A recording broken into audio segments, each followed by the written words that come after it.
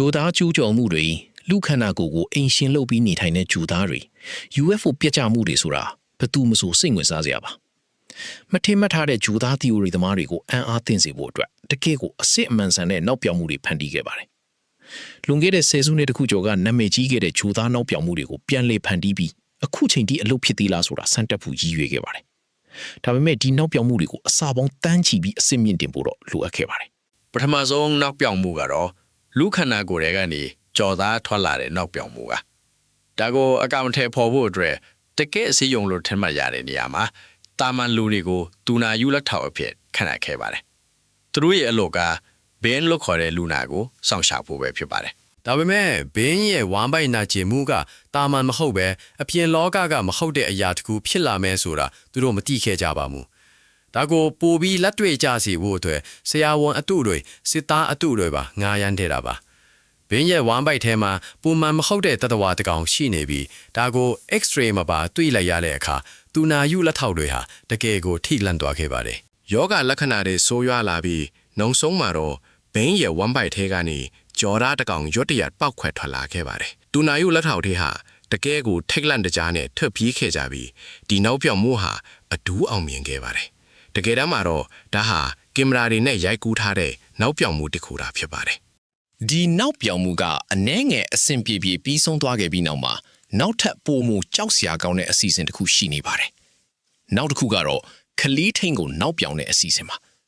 ဒီအတွက်တကယ်ခလီးထိန်တူကိုအိမ်ကိုခေါ်ယူပြီးခလီးနှစ်ဦးကိုထိန်ခိုင်းခဲ့ပါတယ်ကလေးထင်းမသိတာကတော့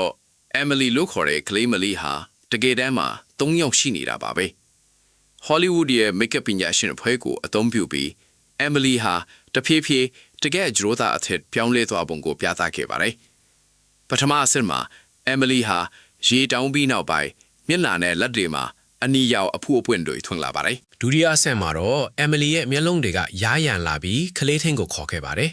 ခလေးထင်းက Emily ကိုကြည့်လိုက်တဲ့အခါမျက်လုံးတွေကပူမှန်မဟုတ်ပဲပြောင်းလဲနေတာကိုတွေ့လိုက်ရပါတယ်နောက်ဆုံးအဆင့်မှာတော့ Emily တဲ့အကိုဖြစ်သူ Alice ကလူးရွှေချက်ကိုထုတ်ဖော်ခဲ့ပါတယ်သူတို့မကြာသေးခင်ကတဲခန္ဓာရာကိုခရီးသွားခဲ့တော့ကအမဖြစ်သူ Emily ဟာပူဒီအစိမ်းရောင်တွေပါတဲ့ထူးဆန်းတဲ့ကြောက်တုံးတစ်ခုကိုထွေတွေးမိခဲ့ကြောင်းဝန်ခံခဲ့ပါတယ်ကလေးထင်းဟာတကယ်ကိုထိတ်လန့်သွားပြီး Emily ရဲ့မိဘကိုဖုန်းခေါ်ဆိုခဲ့ပါတယ် Emily ကလည်းဆေးရုံသွားဖို့လိုအပ်ကြောင်းပြောခဲ့ပါတယ်နောက်ဆုံးမှာတော့တတိယမြောက် Emily မျက်နှာဖုံးဆွတ်ထားတဲ့ဘင်းကိုပြသခဲ့ပြီးဒါဟာနောက်ပြောင်မှုတစ်ခုဖြစ်ကြောင်းဖော်ထုတ်ခဲ့ပါတယ်ဒါပေမဲ့ဒါတွေနဲ့ပဲရပ်တန့်ခဲ့တာမဟုတ်ပါဘူးအကြီးစားနောက်ဆုံးပိတ်အစီအစဉ်တွေနဲ့ဂျိုသားကျူးကျော်မှုနောက်ပြောင်မှုကိုစီစဉ်ခဲ့ပါတယ်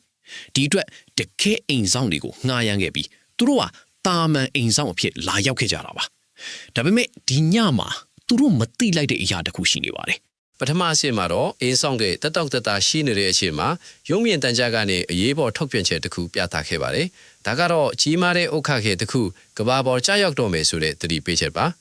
ဒုတိယအဆင့်မှာတော့သူတို့စိတ်ပူပန်နေတဲ့အချိန်မှာပဲတကယ်ဥက္ခခေအတူတစ်ခုကိုနောက်ဖေးချန်တွေကိုပစ်ချခဲ့ပါတယ်ဒါကြောင့်ရှစ်စစ်မီတွေပါပြတ်တောင်သွားခဲ့ပြီးအိမ်ဆောင်တွေဟာတကယ်ကိုထိတ်လန့်တကြဖြစ်ခဲ့ရပါတယ်နောက်ဆုံးအနေနဲ့တတိယအဆင့်မှာတော့ဂျိုသားဝတ်စုံဝတ်ဆင်ထားတဲ့တငယ်ချင်းတွေကိုအိမ်ထဲကိုဝင်ရောက်စေခဲ့ပါတယ်အိမ်ဆောင်တွေဟာသူတို့ဟာဂျိုသားကျူးကျော်မှုအလဲမှာရောက်နေပြီလို့ထင်မှတ်ခဲ့ပြီးအပြင်းထန်ကြောက်ရွံ့တုန်လှုပ်ခဲ့ကြပါတယ်